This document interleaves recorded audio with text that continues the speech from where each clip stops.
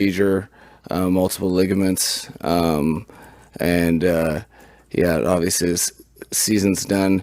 And our focus is, as a team, to support him from all the medical knowledge that I have or been sped up on.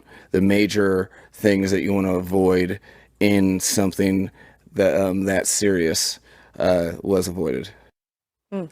Glad you're with us today. Dan Orlovsky's here, Marcus Spears, Mina Kimes as well. Dan, you were in the building last night when that happened. What was it like? It was tough to watch. You can immediately feel the kind of gravity of it, the air of the moment kind of get lifted because everyone saw what looked to be pretty severe injury. I think the most interesting thing was like Tyreek's response to the whole situation. You as an athlete know, like, oh my gosh, this is something I've never experienced before. And in the midst of that, and I can't imagine his emotions, he handled himself really well leaving the field. And I can't imagine how difficult that was. And then my thought was in the game, how does the team respond? Like, how do the teammates respond? Sometimes that could just completely distract you from one of the reasons you're there is to play a game. And I was also very impressed with the Dolphins as a team for the way that they were able to compartmentalize, play the game, and try to, at least in that moment, move forward. Yeah, they got their first win of the season and did a nice job. Marcus, we know Tyreek's impact, but when you think about it from the defensive standpoint, how much easier is it to take on that offense if he's not on the field? Yeah, they lose a lot. I mean, in your week of preparation, he is the guy that you're pointing to saying we can't allow Tyreek Hill to wreck this football game. And you try to come up with plans and schemes to keep him intact. Now, a lot of people have tried it, and they still got right knocked out by Tyreek. But I think a lot of it just is an adjustment, especially with Tua. Right? You make easy throws to Tyreek and you get explosive plays. Yeah. And you push the ball down the field and he creates a way to take the top off of a defense to open up other areas of the football field. So you miss a lot just by him being on the field beyond his playmaking. The one thing I did like was Darren Waller got involved last night. Yeah. And I think he can become a guy that can kind of dictate some coverages and give them that same type of feel. Now, not as explosive as Tyreek Hill, but he creates a mismatch enough. I think defenses are going to have to vacate some areas of the field to try to get him covered. Yeah, I think moving forward without Hill, the offense is actually going to look like a lot similar to what we saw last night. It's all about misdirection, getting the defense flowing one way, going horizontally in the other direction. Tua was 7 for 7 on crossers. They clearly identified that against the Jets man coverage being a weakness.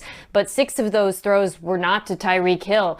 Jalen Waddle, Malik Washington, Darren Waller, all 3 of those guys have pull-away speed. And I think Mike McDaniel is really good at using bunch concepts. That was a big part of the offense last night, play action, to find ways to get them open and create traffic.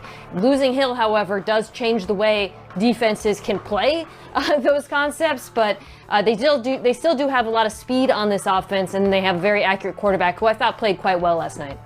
I think a big part of this is Jalen Waddle ready to take that big step forward? He's kind of been that 1B benefactor, Tyreek getting so much attention. Can he emerge as a guy? Waller's a big piece. Those 2 young backs in Achane and Ollie Gordon are big. I just think, to Mina's point, last night we saw a style that was different in their offense. Tua was under center, 17 snaps last night. That's very different for this football team. I'm not telling everybody that I think they're going to go on this run and win the AFC East. And this injury is impactful. There's no doubt. But I do think that there were some things last night, formula-wise, of underneath the center, running the football, some of those bootlegs to get Tua. Tua was hit twice last night. Yeah. Wow. Twice. Yeah. Let me ask you this question, bro. Do you think it's a sense within this offensive staff now to dig a little deeper into their concepts and the things that they want to do to try to create what this misdirection you're talking about? I know it is. Yeah. That's not the injury does that. Absolutely. And that was something that every person that we talked with, Mike McDaniel, Tua, they all said, we can't live in the shotgun, throw it versus 2 high shell anymore. We have to make the run game part of our offense. We have to try to Mike McDaniel's saying was, I can't allow defenses to play it safe and win. Yep. Play that shell. And so I think there was the philosophy of running the football more even before this injury and allowing their offensive line to fire off the football.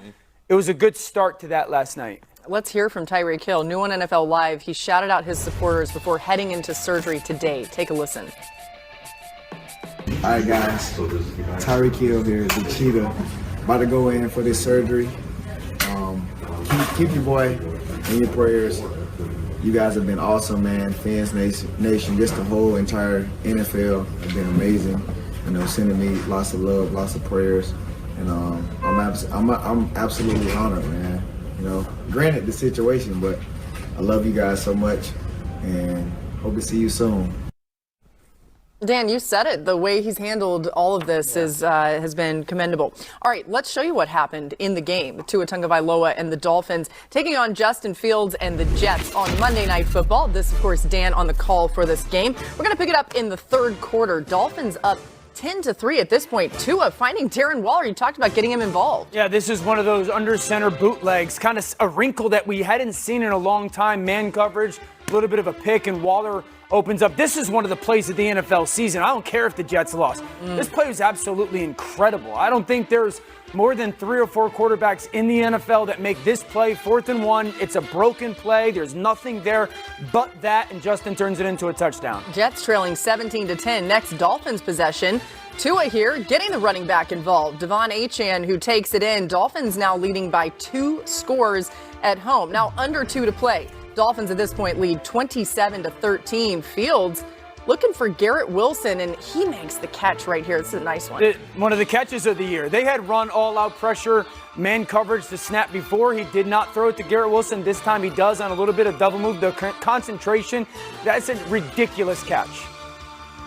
Jets attempting an onside kick after the touchdown. The Dolphins recover. Dolphins win 27-21. A really exciting game, too. Dolphins entered last night as one of 10 teams since 1933 to start a season 0-3 without forcing a turnover. The 2025 Jets were also on that list, but after having a -5 turnover differential in their first 3 games, Miami forced 3 Jets turnovers and didn't give the ball away themselves in the victory. All right, it was a doubleheader on Monday night. We also had the Bengals taking on the Broncos. Bo Nix getting ready to go. Monday Night Football, we're going to pick it up. 22 seconds left in the first quarter. Broncos trail 3-0 Denver. A 3rd and 5 from the Bengals 6, and Nix takes it in himself easily for the touchdown. Broncos lead 7-3 at the end of the first quarter. Early second quarter now, Bengals backed up 3rd and 20 after a couple penalties. Jake Browning finds Jamar Chase, but he only gets 10 yards, well short of a first down.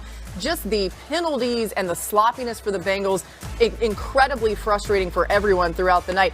Just under 9 minutes to go in the half. Same score. Broncos in the red zone. Marvin Mims on the jet sweep takes it in for the touchdown. Yeah, really nice block by Cortland Sutton on the perimeter there. This is Bo Nix. Like right before the half, 3rd down, really nice release by Sutton, and he just pins it on his frame to go up and make that throw-in catch. That was a big play for Bo Nix in that offense. Broncos lead 21-3 at the half. 4.5 minutes left in the third quarter now. Browning sacked by Nick Bonito. They were having their way with Browning. You see Jamar Chase trying to talk to Bengals head coach Zach Taylor. Chase had a really good attitude, even though we're not seeing some of those clips here on the sideline, despite how frustrating everything was. There's Nix finding R.J. Harvey, walks it into the end zone for the touchdowns. Broncos get a big win, 28-3. Now, the Bengals blitzed Bo Nix on 9 dropbacks last night. Denver did a great job picking it up as he faced only 1 pressure. On those 9 blitzes, Nix went 7 for 9 for 101 yards with all 7 completions going for first downs. He averaged more than 14 yards per completion on those throws. I caught up with running back J.K. Dobbins after the win and asked him about his quarterback. What can you say about the way that this offense functioned tonight, specifically with quarterback Bo Nix? He played a very good game. We're going to keep building on it. And I know, he's had some games where he's like wondering, but it's always going to come. He's got to keep chipping away. And that's what he did. And I'm happy to see him do that tonight. You are the first 100-yard rusher for the Broncos in the Sean Payton era. What does that mean to you? That means a lot. That means a lot to me. I'm going to keep working hard. Hopefully I can go like 150 or 200 one of these days. I couldn't do it without my teammates, though, so I'm so blessed to be here, and I love it here.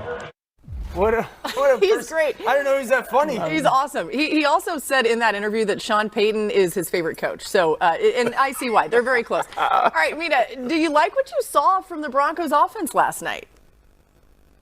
Well, I really liked what I saw from the guy we just watched, J.K. Dobbins, and that run game, which is so important for Denver, because coming into this, they had not been running the football well, and there was the expectation this offseason, you have this incredible offensive line that was one of the best run-blocking offensive lines in football last year. They changed up the running back room to Dobbins and R.J. Harvey, and it would take off, and it just hasn't. But in this game, he had a 69% success rate on the ground, 0 run stops. Obviously, some of that had to do with the level of competition. But it's so important, Dan, because of the nature of the passing offense as well. This is the passing offense that is built on Bo Nix booting out from under center, right? It's boots and naked. They cut the field in half. Defenses have started to play that super aggressively. I'm sure you've noticed these defensive linemen peeling out on Nix. They have to be able to punish them for it on the ground. And so to see them do that is really good. It's going to really help the passing offense as well. And that, to me, is the vision going forward. This is based on the run game and Bo Nix building off of that. Yeah, the good stuff last night was that run game. The good stuff was Bo Nix. His feet looked a lot more calm than it had for a couple times, or at least early in games this season. I thought the 4x1 stuff that they got to last night was really good, and the different things they did out of it. Sometimes these teams run 4x1 and they're running the same play over and over and over again. You saw a gap scheme. You saw a little bit of a keeper for their offense. You saw RPO. So I liked some of their 4x1 stuff. I really did. That being said, I also didn't love the pass protection. I thought that the pass protection against a pass rush that's not very good was a little too leaky. It was leaky in week 3. It was leaky again in week 4. I think that's something just to pay attention to moving forward. That offensive line, I think, is better in pass protection than it has played in the last 2 weeks. That's got to be solidified a little bit. Quarterback and his feet, calmness have to help it. They got to go together. But there was more pressure than I had anticipated in that game. Yeah, not that this is related, but there were a ton of penalties on both sides. There were a bunch of penalties on the Broncos. I heard. Woo, what a game. What a night. Y'all had a bunch of them. Yeah, well, we definitely did.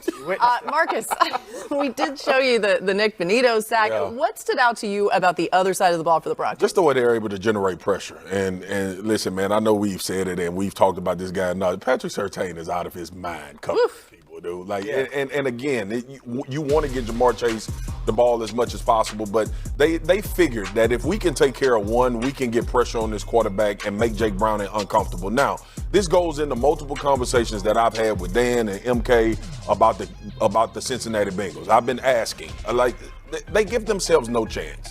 The way that they play football now, especially against a team like this that can create pressure, runs those games up front. And the pressure that is put on the offensive line for the Cincinnati Bengals is unfair. Yeah. It's unfair to ask them time and time again to try to not only sort where these things are happening as a defensive line. It's not only too much pressure for pressure that defenses create, and they know that they are either trying to push the ball downfield to T. Higgins and Jamar Chase. How can we get those guys taken out of the game and we can tear the quarterback out the frame? And that is the issue for for Cincinnati right now. This is a Zach Taylor problem to me. It's not so much about this football team.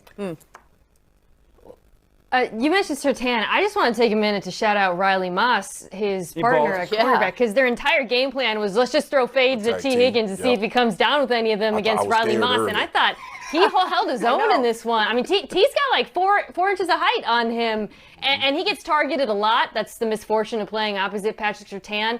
But I feel like he is getting healthy. That was an issue at the end of last year, and I thought this was a tremendous performance from the cornerback too. Man, shut him down. There's no other way to. Yeah, I mean, again, I would like something more than, hey, let's just throw 7 deep balls on 32. Yeah, right. I'd like a little bit more creativity in there, but.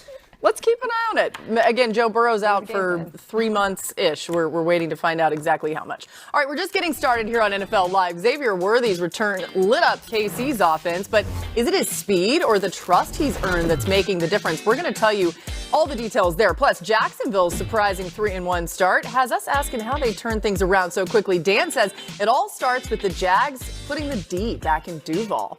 I wasn't going to do it like Liam Cohen did. Oh, but you did, so How did that guy also then go try and throw hands at Robert I Saleh?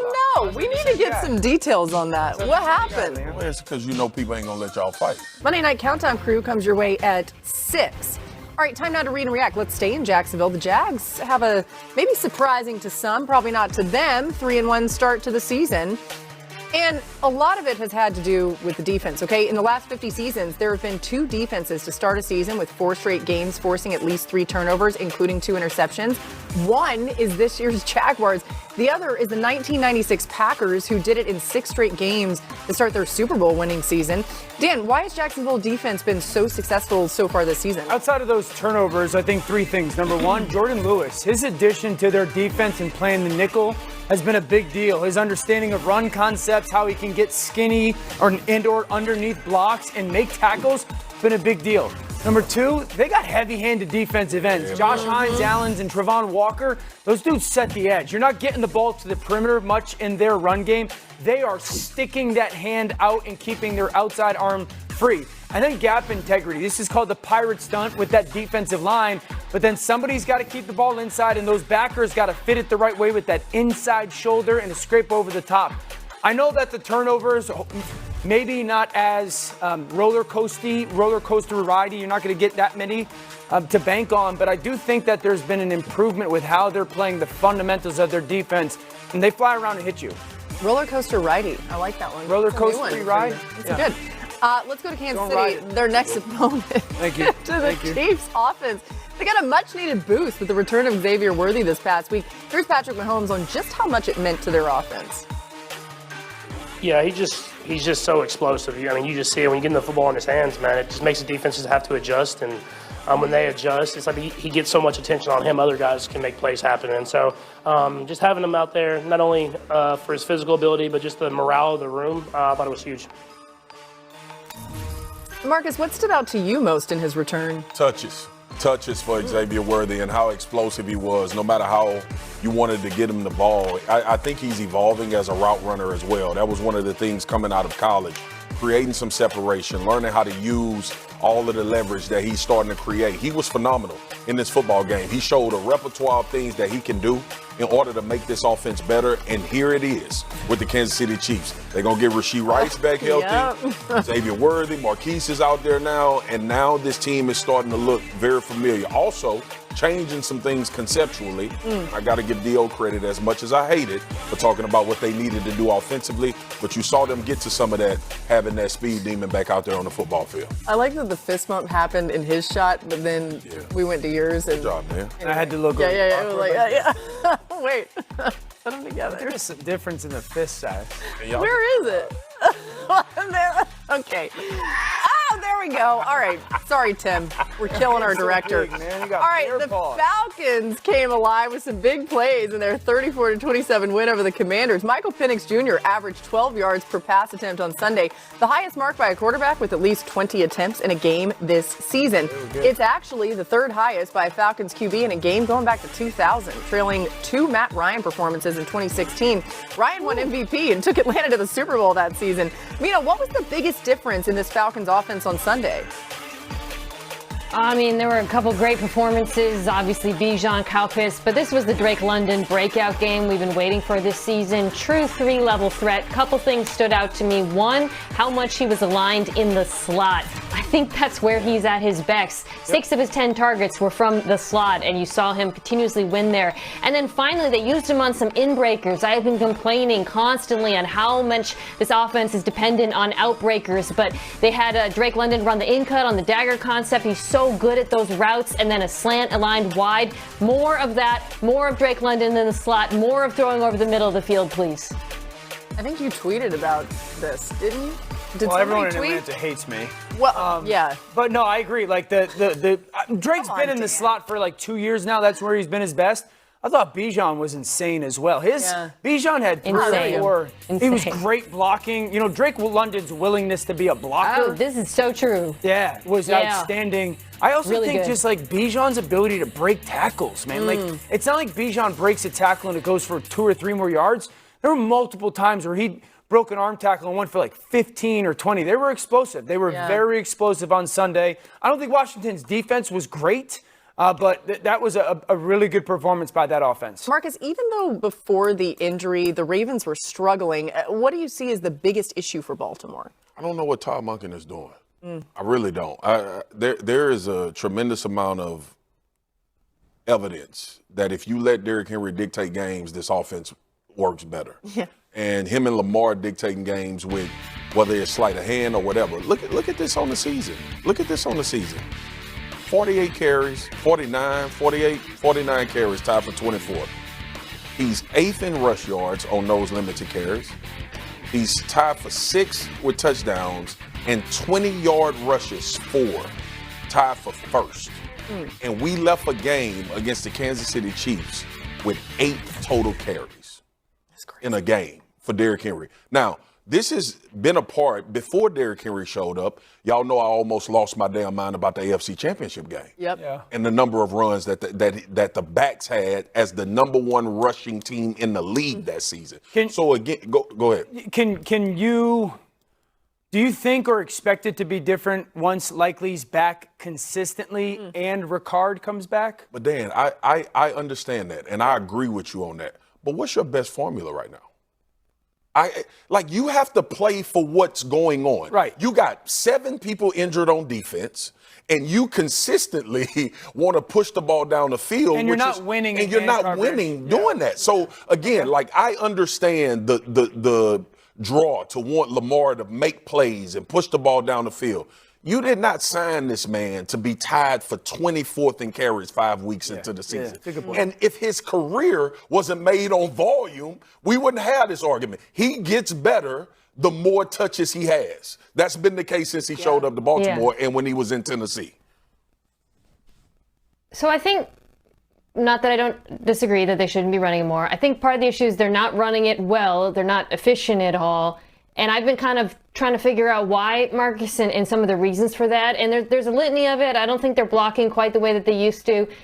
I think the Ricard absence is huge. The more I went back and watched some of those runs, and it not only is it big in the run game, but I also think it's affecting their passing game, not as a pass catcher. But going back last year, when they had Ricard on the field, so when they were in 20, 21, 22 personnel, 2 backs, they had a 69% play action rate. If you're looking at this offense now and you're wondering why aren't they play actioning as much as they used to, and this was the case in the Chiefs game even before it got out of hand, I really think they usually get to a lot of their play action concepts with Ricard on the field. And it seems like removing him from this formula has sort of gotten them all out of sorts with their personnel groupings and their tendencies out of it. And I say that not to say that it's not fixable. It is. It just feels like they have to alter their offense now and accept that they live in a new reality without having 2 running backs on the field the way they did the last few years. Yeah, man. By the way, Ricard, they're still kind of saying week to week. There's no clear timetable on his return.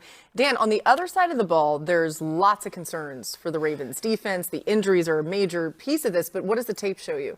This is probably the most head-scratching team through 4 weeks in the NFL on both sides. And I would say defensively, the amount of blown coverages or people out of position is just jarring. You're playing man coverage up top. They run 2x2 RPO in Kansas City. Everyone kind of knows that's the case. Both linebackers fire. There's nowhere anyone remotely close to that slant.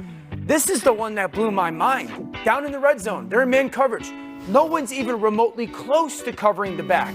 Both linebackers are just standing in the middle of the field. That's a completely blown coverage on 3rd down, but it's man. This is one Thornton, speed guy at the number 3 down the seam. There's a linebacker. Either you carry him or Kyle Hamilton, who has no one pushing vertical at the bottom of the screen, knows he has to close significantly sooner. And for a team that is, in many ways, so experienced, so veteran-laden, the amount of times that I say blown coverage or out of position or poor communication or late to your responsibility, that's why it's so head-scratching that this group that is as talented and as experienced and as kind of the reality of expectation to consistently beat yourself is very odd to see from that organization. The Ravens now have a 47% chance to win the AFC North, according to ESPN Analytics. It was a 67% chance after week 2, but the analytics take into consideration some of the things that are going on here and the way they've looked. All right, let's get to some top stories here as we carry on. Tyreek Hill Tore ligaments in his dislocated knee during last night's win over the Jets. Our Adam Schefter spoke to his agent, Drew Rosenhaus, who said today's surgery went well. So what's next? Rosenhaus said it's about rehab and he will play next season. The realistic goal is the start of the season. It's interesting. Wow. All right, J.J. McCarthy could return to practice for the Vikings as early as this week. That, according to head coach Kevin O'Connell today. McCarthy, of course, suffered a high ankle sprain in the team's Week 2 loss to the Falcons. The Vikings play the Browns in London this week before a bye in Week 6. Their offensive line better get healthy because the interior part of that group is poor. Goodness. Hey, to San Francisco next. Brock Purdy missed practice on Monday. GM John Lynch was on the radio today, said they will take every precaution to make sure Purdy is all right. Neither Purdy or Ricky Pearsall practiced today as the team gets ready to play in L.A. against the Rams on Thursday night. That's all of the latest. There's my camera. Hello. All the news that you need to know about, and we've got more coming your way on NFL Live coming up. Tampa Bay fell flat out of the gate again. They snuck up on the camera. Well, then I thought I turned, and then it still wasn't that. I was still wrong. Hey, someone here thinks the Bucs need to get the run game going early and often. Next, it's better if I just don't look at the camera and I'm looking at you. And I never know what camera's on. I'm all point where none of the Niners pass rushers can make any difference at all. Let's go to Tennessee, where the Titans were shut out on Sunday by the Texans. And after the game, quarterback Cam Ward had a very blunt assessment on their 0-4 start. Take a listen. I mean, if we keeping the buck right now, we ass. So we 0-4. We have, at this point, we got nothing to lose. We dropped a quarter of our games, and we've yet to do anything. I love him. Marcus, what do you think of hearing that from Cam Ward? First step to recovery is that mean you have a problem. And Cam Ward is right. This offensive line, I thought, with Bill Callahan coming over, was going to be better. He's been hit more than anybody in this league. Some of that is just trying to extend plays and find people downfield. And then, too, like in the preseason, y'all remember him and Calvin really looked like it was going to be a problem. Yeah. They can't get anything going offensively. He's not being protected well, and the run game is not effective at all. It's a bad recipe for a rookie quarterback. And in Cam's mind, just like you talked about in his evaluation out of college, Dio, he wants to make plays. Yeah. So it's going to be extended when he's trying to find somebody downfield. I think this offense right now, identity-wise, is in crisis. Ooh. All right. Hey, let's go to Las Vegas, where the Raiders lose 25-24 to the Bears after Josh Blackwell blocks a 54-yard field goal attempt by Daniel Carlson. Dan, Blackwell had gotten some intel from his teammate, long snapper Scott Daly, on a tendency that he spotted. You spent some time watching that Raiders field goal unit. What went wrong on that play? Yeah, I think that there were some tells on the timing of the snap. These are all the extra points and field goals throughout the game. You see the flash of the hand from the holder, ball gets snapped. Flash of the hand from the holder, ball gets snapped. This is every kick that the Raiders had lined up to against. Flash of the hand, ball gets snapped. And so I think that the Chicago Bears special teams unit just started to get tells on the timing of the snap and when it was going to actually happen. They almost get it there. And then to end the ball game, flash of the hand, ball gets snapped. They get a beautiful jump, outstanding effort, and it really obviously wins the football game for them. I think that's a shout out to the Chicago Bears special teams unit of just, if that was the tell, that they timed it absolutely perfectly as the game went on. Smart of the long snapper there, too, to call it out. All right, let's go to Tampa, where the Bucs' perfect season has come to an end after losing 31-25 to the defending champions Sunday. The Bucs have been slow starters this season, ranking 28th in the NFL in yards per game in the first half this season, but they've woken up at halftime, ranking in the top 3 in the league in both yards gained and yards allowed in the second half. Tampa's going to fly cross country to Seattle for Week 5. Marcus, you see the numbers there. Why do you think the slow starts have been an issue for the Bucs? I'm not sure. I mean, you look at the run game early in games. Buck Era didn't get going. Really, in the pass game is where he was dominant in this last game against Philly, finding those matchups. If it's not going to be the run game, find those matchups earlier. This team has had to be the cardiac kids for the 4 games that they played and almost worked themselves back into an opportunity again to have a chance to win the football game. But they have to figure out a formula to get Bucky. Look, Egbuka on the scene, obviously Mike being out with the hamstring. Bucky Irvin is the key driver to what you do from an offensive standpoint as far as touches and trying to get him to be dominant. Do it a little bit early. If that is the passing game, let's find ways to get him out in space so he can create. The dude is a phenomenal football player, and he can impact the game beyond being in the backfield. So do it earlier. Yeah, they can't run the ball the way they did last year. They were 5th in rushing success rate last year, 23rd this year. And watching back some of those field runs, it's the offensive line. This is, to me, is where the injuries are showing up, right? Luke Gadecki, their right tackle, I hope I said his name right, has been out. Tristan Wirfs came back from injury. Cody Mauch has been out. And they're still trying to run the same stuff. It's a lot of counter. But when you go back and you watch them against these Eagles, especially the 6-1 fronts that they run, they're just not displacing any bodies on those gap runs. And Bucky's having to bounce runs. And everything starts with that run game for them. So for me, this is really just about the offensive line getting healthy to resume that. It's not a schematic thing. It's not about the backs. I think once their offensive line is healthier, they can get back to running the ball the way they did last season. Yeah, I would say in this game particularly, they were just a bad matchup against Philly because they were down their receivers. Because everyone knows the weakness in Philly's defense is trying to get to really corner 3, right? Yep. But that means you got to play in like 11 personnel, and you got to have those 3 wide receivers on the field.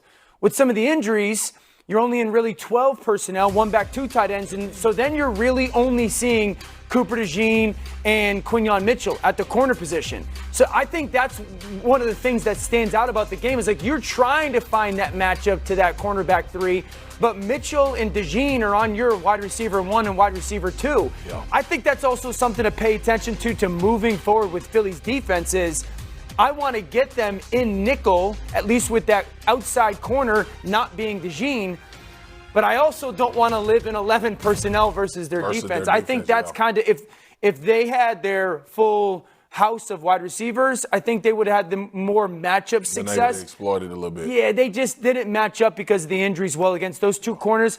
I think you can make the case that those 2 corners, at least from an offensive perspective, I think they're playing as good as any corners in the NFL, both of them. Yeah, they're stacked, the Eagles. They can cover, man. The only, to your point, the Rams were the only one that could exploit it. Yeah. They found that Devontae matchup and they went to work. Before you can win games, you have to learn how not to lose games. I think I get called for more stuff just based off of us just not winning. We don't get the calls that we should get, and we get called for the calls that we probably shouldn't get called for. The teams will shoot ourselves in the foot, and we come back and shoot ourselves in the head. We don't fix it next week. It's ridiculous, but let's fix it next week. We're going to fix it. I'm not losing faith.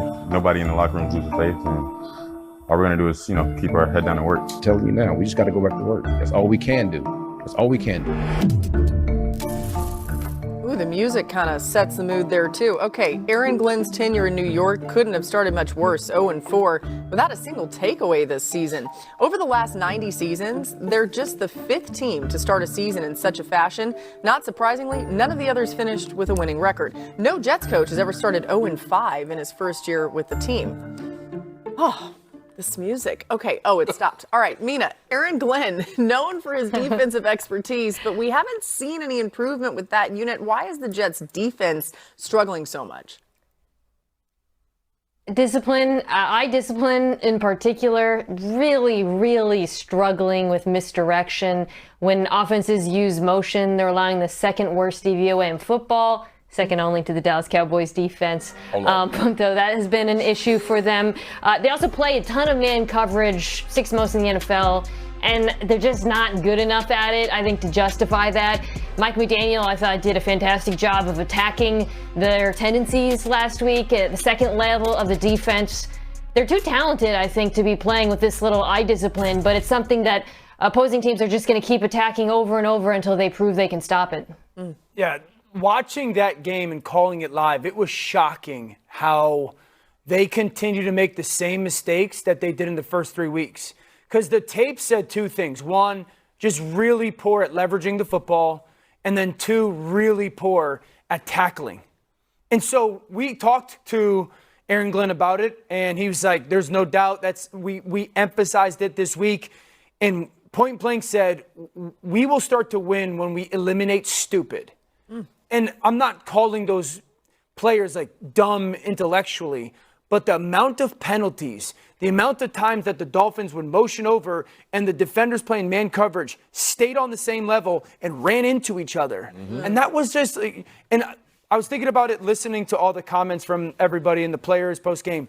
This has got to come from Aaron Glenn because there's not a ton of veteran experience on this football team. Young for the most part at your receiver, young for the most part at their offensive line, young at their skill group in the backfield, young on their back end for the most part. young at the defensive line. Like, this is a very young football team. And Aaron Glenn, thankfully, has the experience of being part of Detroit when it was starting to go up, and then 3-13 their first year, 1-6 their second year. Are they going to get fired? And then it finally went over that hump. And his experience in that is going to be pivotal for this football team, because they have to get so much more disciplined on the controllables before they really, really, really start to say, all right, let's string together a couple wins. I'm nervous about the quarterback. In what regard? Just the ability to push the ball down the field with anticipation. And I get it. Like, I understand that, you know, when you're looking at the all-22 and Dan, some of these throws have to be made. I don't, like, you said this to me multiple times, and I agree. The best ones put it in harm's way sometimes. Yeah. And I think Justin plays so safe to not make a mistake that it limits the ability of this offense at times. Last night, Breece Hall had some really good runs last night. They were able to do things explosive-wise. And I have to stop being so enamored with Justin Fields' legs and think about the quarterbacks that actually win games in this league. Okay. So go ahead. I'm not castigating the dude. I'm not saying that he can't get better, but we've had this conversation for a long time about Justin Fields. Yeah, I have no idea what castigating means. Yeah, that means like talking bad about. All right. I don't think anybody should expect Justin Fields to be a crazy anticipation thrower. I don't think he's ever going to be. Can you win like that? I think you could win like that. I don't know if you're going to be an AFC championship contender, but Marcus, he had 350 yards of offense last night. You know, so, and also, go ahead, NK. Oh, no. I mean, I just think he was really low on the list of reasons that I thought they lost last night. He even had a great throw taken off unfairly off the board, in my opinion, on a kind of shaky OPI. I actually thought he played pretty well. I don't know. My prism as a defensive player is the only thing scares me about Justin Fields is his legs. Honestly, like I don't go into a game thinking that he's going to throw us out of this game. I don't think that's unfair, but I think the Jets are comfortable with that. Like, we know what he is. That's fine. And they think they can win games in that style. I got you. But when the litmus test comes from the NFL, the dudes that are able to throw it with anticipation win games. Yeah. Sure. Yeah. I mean, when you have Garrett Wilson and that would be my one complaint last night. Not enough. Well, I would tell you this. They still struggle to pick up pressure, so that has to become a thing. They got to force feed him the ball. He's the one guy on their offense that is dynamic. They didn't throw him the ball enough.